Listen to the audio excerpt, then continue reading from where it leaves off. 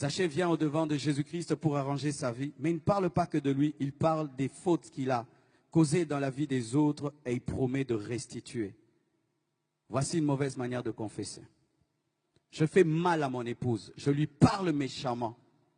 Et au lieu de dire, Blanche, pardonne-moi, je vais vers Dieu. Seigneur, pardonne-moi, j'ai mal parlé à ma femme. Si elle m'entend prier, elle va dire, non, tu n'as pas blessé Dieu, c'est moi que tu as blessé, tu me demandes pardon. Nous avons un problème, nous blessons les hommes, mais nous allons auprès de Dieu pour demander pardon sans demander pardon aux hommes. Si tu blesses un homme, tu dois lui demander pardon. Ne demande pas pardon à Dieu seulement parce que tu n'as pas blessé seulement Dieu, tu as aussi blessé l'homme. Tu parles mal à ton frère, demande-lui pardon. Ne dis pas, Seigneur, j'ai blessé les gens avec ma langue. Non, je suis là, j'ai mal. Viens me guérir, dis-moi que tu m'as fait du mal. Tu demandes à Dieu pardon, pardon Seigneur, j'ai volé. Mais si tu as la voiture de voler, va rendre cette voiture. Tant que tu n'as pas restitué, Dieu ne te pardonne pas. Seigneur, pardonne-moi, j'ai pris le mari d'autrui. Dis à cet homme, rentre auprès de ton épouse, je t'ai volé. Et va chercher cette femme, présente des excuses et rends-lui son mari. Mais si tu demandes seulement pardon à Dieu, alors que tu as blessé ton prochain, ce n'est pas ça la parole de Dieu, parce qu'il y a quelqu'un qui a mal et qui a besoin que tu t'excuses. C'est facile de s'humilier devant un Dieu qu'on ne voit pas, difficile de s'humilier devant un homme qu'on voit. C'est ça le problème, l'orgueil. Oh Dieu, délivre-moi. Arrêtez cela, il n'y a pas que Dieu, il y a aussi l'homme. Quand tu fais du mal à un homme, c'est vers l'homme que tu dois aller. Tu fais du mal à tes parents, tu présentes des excuses à tes parents au lieu de faire des jeûnes et des retraites. Mais tu es tout le temps dans les prières. Jésus, guéris-moi, délivre-moi mon caractère. Non, va présenter des excuses. Tu ne parles plus à ton père, tu ne le salues même plus, tu ne parles plus à tes enfants, tu blesses même tes enfants, tu insultes ta fille, insultes tes garçons, vous êtes bêtes, vous n'allez pas réussir à l'école, et puis tu, oh Dieu pardonne-moi, ton enfant a mal, demande pardon. Zachée était devant Jésus, mais il parle des autres, parce que c'était un voleur, et il a rendu au quadruple ce qu'il avait volé. Si vous pardonnez aux hommes leurs offenses, votre Père Céleste vous pardonnera aussi. Mais si vous ne pardonnez pas aux hommes, votre Père ne vous pardonnera pas non plus vos offenses. Quand tu as des hommes prisonniers dans ton cœur et dans ta vie sent mauvais. Et quand tu dis, Seigneur, pardonne-moi, il sent une mauvaise odeur, des brebis prisonnières dans ta vie et dans ton cœur. Quelle est cette personne que tu n'arrives pas à supporter? Il suffit seulement que tu la voies. Du coup, tu es dérangé. Tu la tues même dans ton cœur, tu te dis, vis comme si je n'existe pas. Tu fais ta vie et je fais la mienne. Tu me vois et tu fais comme si tu ne m'as pas vu. Et si même je meurs, ne viens pas à mon enterrement. Tu l'as tué. Tu es un meurtrier.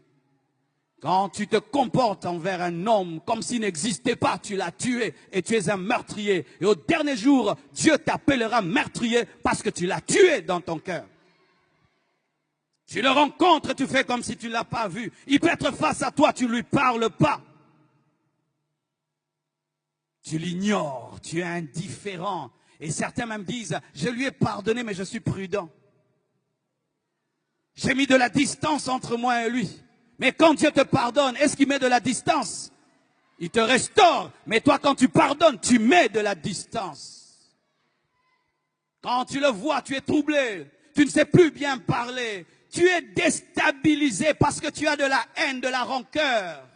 Voici ce que tu vas faire pour arriver à pardonner à cette personne. Commence à la bénir dans la prière. Un jour, une femme est tombée malade. Elle souffrait d'un problème gastrique. Elle est allée voir son pasteur. Et elle a dit, pasteur, prie pour moi. Et Dieu révèle au pasteur, cette femme ne sait pas pardonner. Il faudrait qu'elle puisse pardonner. Elle a dit, je ne peux pas. Et le pasteur lui dit, chaque jour, commence à bénir cette personne. Commence à bénir. Elle a commencé à bénir. Au début, c'était difficile. Oh Dieu, bénis-le. Ah non, il m'a fait trop de mal. Ah. Mais après, Seigneur, bénis-le. Seigneur, bénis, bénis. Et un jour, elle vomit une boule comme ça, avec des tentacules. Le pardon l'a guérie et l'a libérée. Lorsque tu as de la haine, ce n'est pas d'abord la personne qui est haïe qui souffre, c'est toi qui souffres parce que tu ne te sens pas à l'aise. C'est toi qui souffres en premier parce que quand tu pries, Dieu ne t'exauce pas et toi, tu n'es pas à l'aise. Quand tu vois cette personne, tu es dérangé. Elle n'est pas dérangée, mais c'est toi qui es dérangé. Libérez les captifs. Libérez les captifs. Ouvrez vos prisons. Ouvrez les prisons de vos cœurs. Téléphone cette personne. Dis à cette personne, je t'aime, je te pardonne. Et je t'assure que tu vas l'amener au Seigneur par ton pardon. Beaucoup qui êtes chrétiens en ce lieu, vous n'arrivez pas à amener vos familles vers Christ. Pourquoi? Vous vivez dans la haine et dans la rancune. Tu as de la haine pour un païen. Tu as de la haine pour un païen. Tu es chrétien, mais tu as de la haine pour un païen. Comment il viendra à l'église? Toi qui es chrétien, tu ne sais pas pardonner.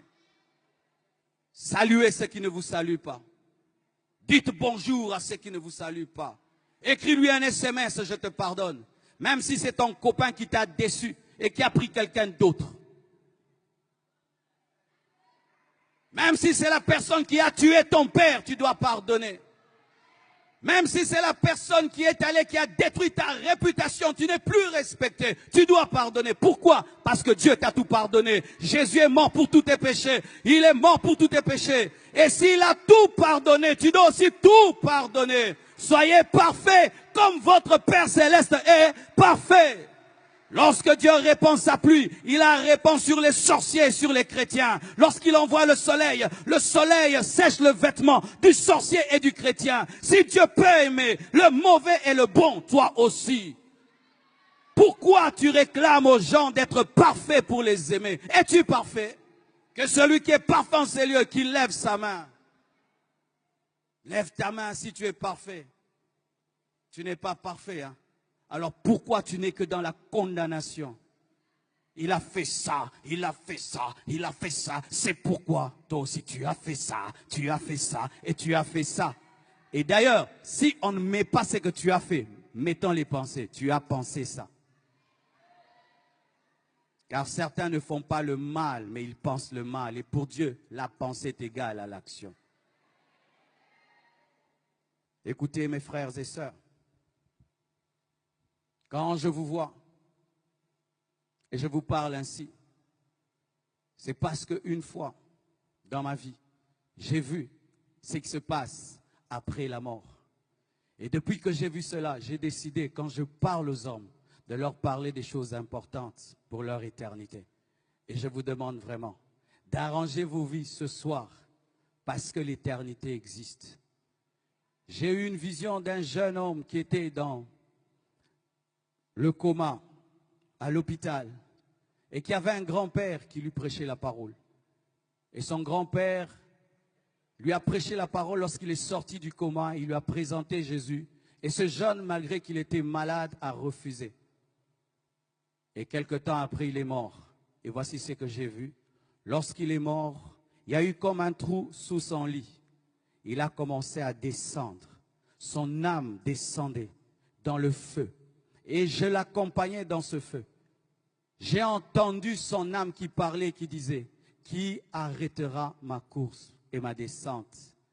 Et je sentais la joie du diable, des démons, qui était dans la joie de voir cette âme perdue pour l'éternité. Et il regrettait de n'avoir pas écouté son grand-père.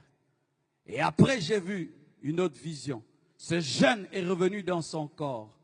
Et son grand-père lui a prêché et il a été sauvé. Bien-aimé, l'enfer existe. Et ici, il y a des âmes précieuses, tellement précieuses. Et si tu pouvais aujourd'hui faire comme ce jeune homme, pas écouter ton grand-père, mais écouter Jésus, prendre une décision aujourd'hui de faire une vraie repentance, une vraie confession à la lumière de la parole qui t'a été présentée. Que Dieu vous bénisse abondamment.